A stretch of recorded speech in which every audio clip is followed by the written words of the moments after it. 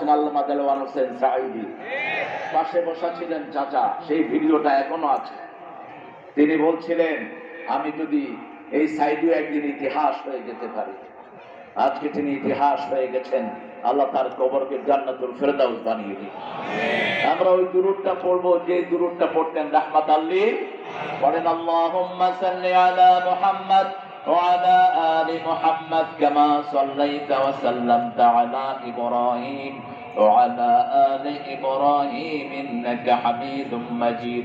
আল্লাহুম্মা বারিক আলা মুহাম্মাদ ওয়া আলা আলি মুহাম্মাদ كما باركت على إبراهيم وعلى آل إبراهيم إنك حميد مجيد প্রশংসা কার?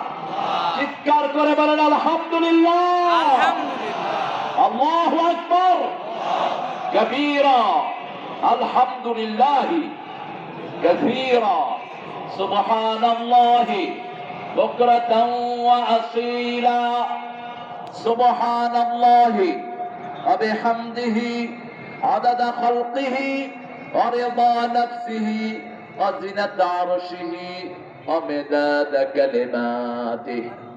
একজন বিজয়ের একমাত্র কৃতিত্ব একজনের, তিনি কে? তিনি কে? আল্লাহ। আল্লাহ ছাড়া এই বিজয় কখনো সম্ভব ছিল না। আজকে 16 বছর পরে উন্মুক্ত ময়দানে কথা বলতে পেরে আবার আল্লাহর শুকরিয়া আদায় করছি আলহামদুলিল্লাহ। কোন জেলা শহরে আমাদেরকে প্রোগ্রাম করতে দেওয়া হয় নাই, থানা প্রপারে প্রোগ্রাম করতে দেওয়া হয়নি। কত শিয়াল বাঁদরের অনুমতির জন্য টুপিওয়ালা দাঁড়িয়ালারা থানার বারান্দায় দৌড়াদৌড়ি করেছে, ঘুষ খাওয়ার পরেও প্রোগ্রাম দেয়নি। আছে না নাই?